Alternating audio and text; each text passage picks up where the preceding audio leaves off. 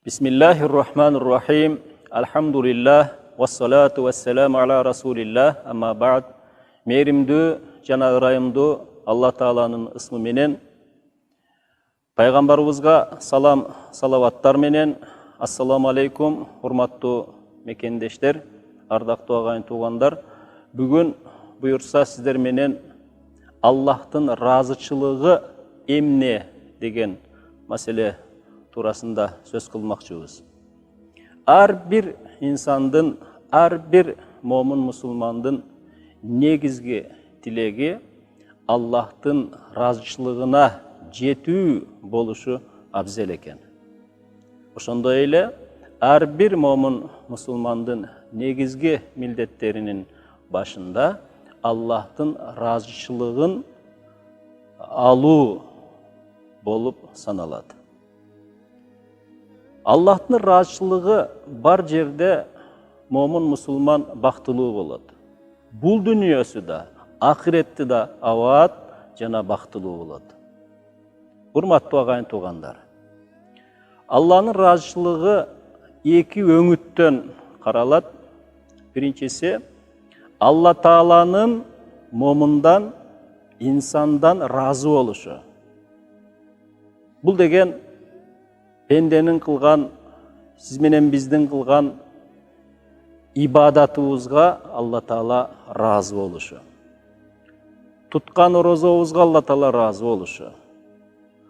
Кылган иштерибизге, амалдарыбызга Алла Таала разы болушу. Бири-бирибиз менен болгон мамилелерибизге Алла Таала разы болушу.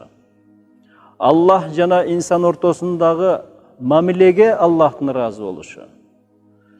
Ар бирибиздин дегеле кандай гана амал кылбайлы, кандай гана жолдо багытта жүрбөйлү, Аллах разы болгон болсо, ал амалдын келечеги кең болот экен, урматтуу агайын туугандар.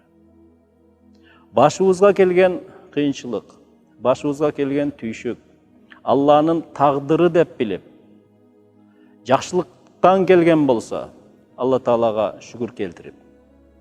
Анткени ошо шүгүр келтирүү менен Алла Таала жакшылыгын арттыра берери айтылат.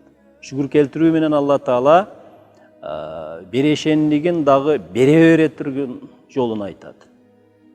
Кур'ан-ы Каримде бул боюнча айтып атат: "Астаиду билла ла ин шакартум ла азиданнакум ва ла ин кафартум инна адаби лашадид." Садакаллаху азим.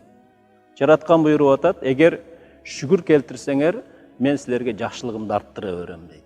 Эгерде бейшүгүрчүлүк, нанкөрлүк кылып, капырдык кылсаңар, менин азабым аябай каттуу дейт.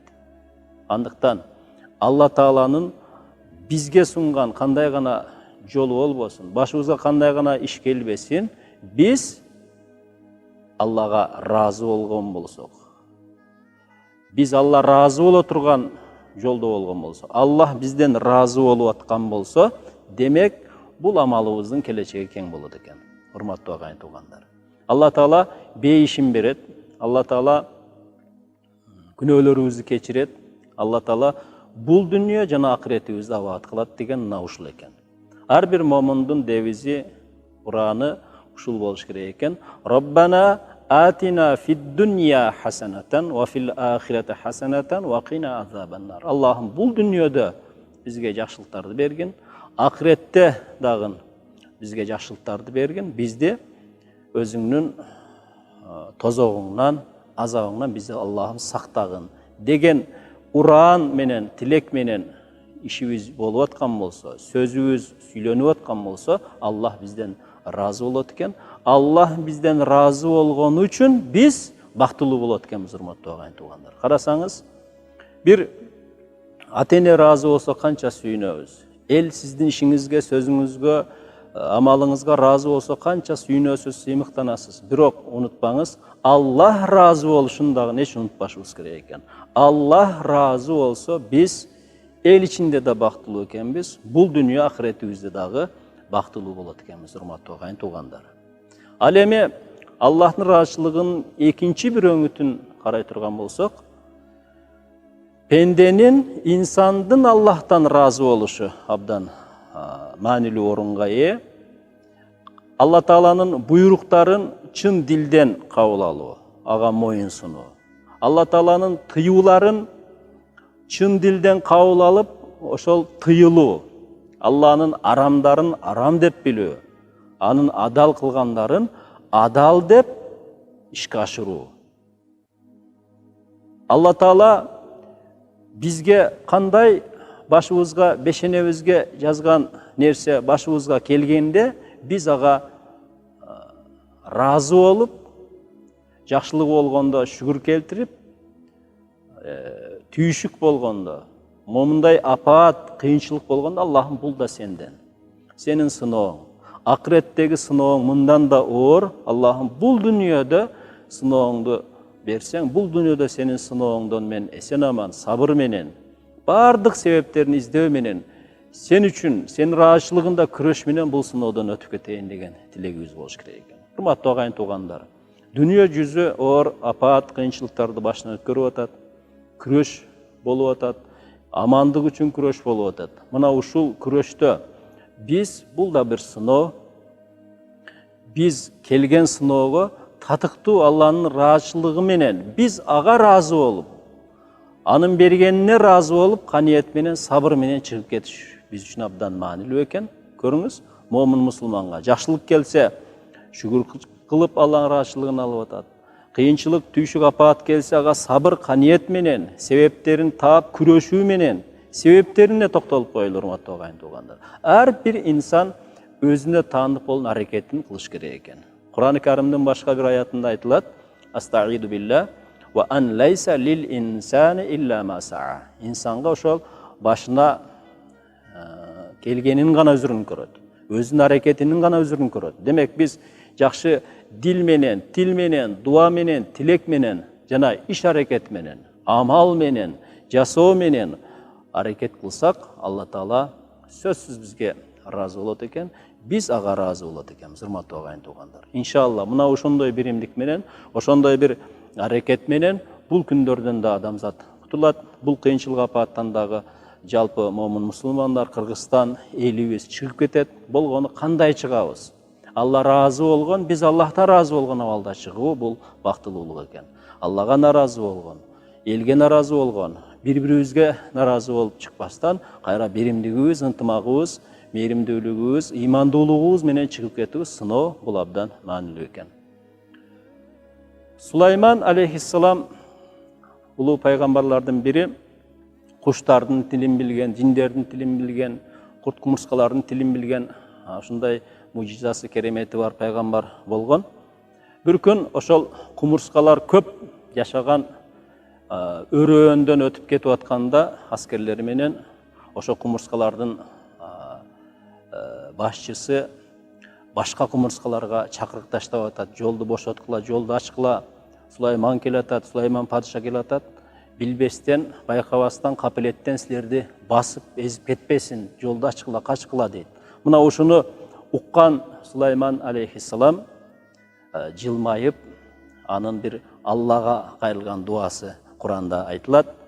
Намл сүрөсү 19-аятта Сулайман алейхиссалам айтып атат: "Астаиду билла ва кала Rabbi أوزعني أن أشكر نعمتك التي أنعمت علي وعلى والدي وأن أعمل صالحا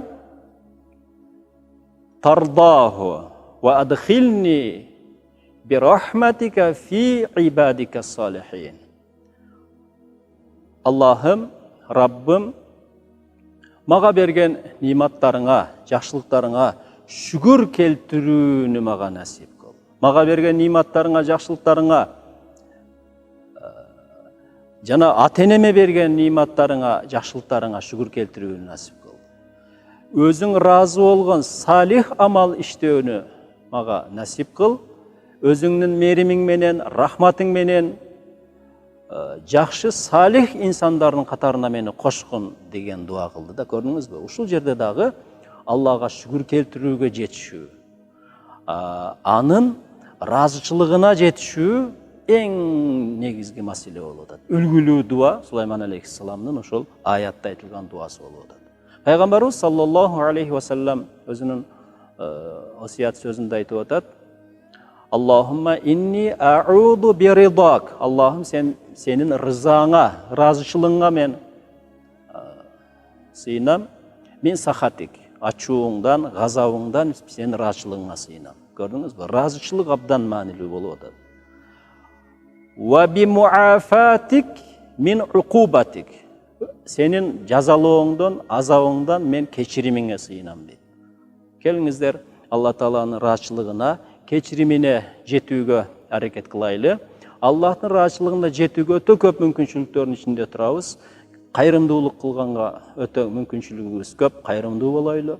Бири-бирибизге кол узатып жардам берүүгө абдан көп мүмкүнчүлүгүбүз бар. Жардамкөй болойлу, кечиримдүү болойлу, көрө албастыкка жол бербейли, кызганычка, жаманчылыкка, жаман ойго жол бербейли.